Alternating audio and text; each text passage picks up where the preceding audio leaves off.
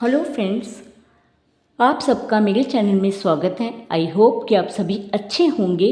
हम कर रहे थे टाइप्स ऑफ प्रोनाउंस। आज हम टाइप्स में सेकंड टाइप मतलब कि पॉजेसिव प्रोनाउंस करेंगे, लेकिन उससे पहले आप सभी मेरे चैनल को लाइक और सब्सक्राइब कर दीजिए और इस वीडियो के अंत तक बने रहिएगा। हाँ जी, तो हम समझते हैं पॉजेसिव प्रोनाउंस। पॉजेसिव जो वर्ड है वो पोजेशन से बना है। पोजेशन का मतलब है अधिकार और स्वामित्व। अगर आपकी कोई चीज़ है, कोई चीज़ जो है वो आपकी है, उसको आप अपना दिखाने के लिए, उस पर आप अपना अधिकार दिखाने के लिए जो भी प्रोनाउंस सर्वनाम प्रयोग करते हैं उनको बोलते हैं पॉजेसिव प्रोनाउंस। यहाँ पर मैंने पॉजेसिव प्रोनाउंस लिखे हुए हैं: my, mine, you, yours, his, her, hers, their, theirs, its, ours. अब देखिए, यहाँ पर मैंने माई और माइन अलग अलग लिखे हुए हैं, लेकिन इनका मतलब एक ही है, मेरा। यू और योर्स दोनों का मतलब है तुम्हारा। हिज और हिज दोनों का मतलब है उसका। यहाँ पर जितने भी पॉजेसिव प्रोनाउंस लिखे हैं वो उनका सबका मतलब तो एक है, लेकिन उनके लिए प्रोनाउंस दो यूज़ हुए हैं, जैसे कि माई, माइन। ऐसा क्यों? मतलब एक, प्रोनाउंस अलग अलग। इसको हम समझते हैं एक एग्जाम्पल के जरिए। अब देखिए, दिस इज़ माई बुक, यह मेरी किताब है।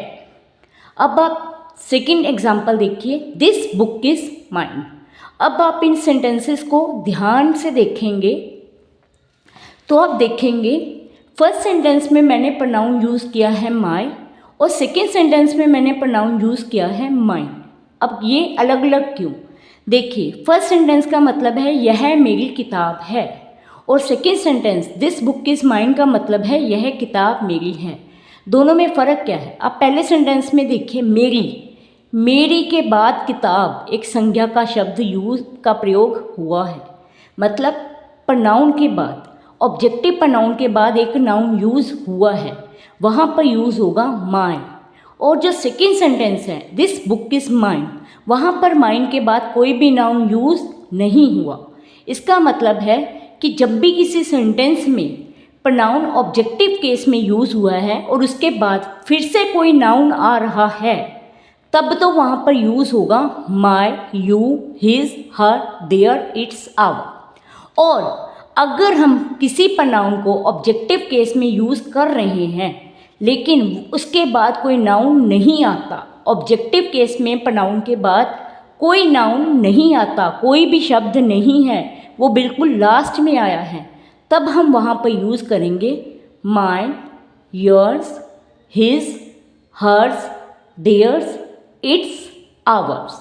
लेकिन आप हिज और इट्स को दोनों को ध्यान से देखिए, वो दोनों केसेस में एक ही स्पेलिंग्स में यूज़ हो रहा है। हिज और हिज, वो सब जगह हिज ही यूज़ होगा, और इट्स भी हर जगह वो इट्स ही यूज़ होगा।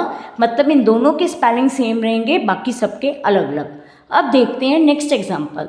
दैट इज़ हर हाउस, यह उसका घर है, वह उसका घर है। अब जो दैट इज़ हर हाउस है, वहाँ पर उसका के बाद घर एक नाउन यूज़ हुआ है, तो हम वहाँ पर यूज़ करेंगे हर। और जो फोर्थ सेंटेंस है दैट हाउस इज़ हर्स, वहाँ पर हर्स यानी कि ऑब्जेक्टिव केस में जो प्रोनाउन यूज़ हुआ है उसके बाद कोई भी नाउन नहीं है, ऑब्जेक्टिव केस में प्रोनाउन लास्ट में आ रहा है। और जब भी किसी सेंटेंस में ऑब्जेक्टिव केस में प्रोनाउन बिल्कुल लास्ट में आए, उसके बाद कोई भी शब्द यूज़ ना हो, वहाँ पर हम यूज़ करेंगे हर्स, वह घर उसका है। तो यहाँ पर हर और हर्स दोनों पॉजेसिव प्रोनाउंस हैं। और एक बात ध्यान में रखनी है, जब भी हम बोलते हैं hers, theirs, ours, its, yours, यहाँ पर अपोस्ट्रोफी यूज़ नहीं होगा, क्योंकि हम बोलने में तो एस लगा रहे हैं, लेकिन यहाँ पर अपोस्ट्रोफी यूज़ नहीं होगा। Thank you, bye bye.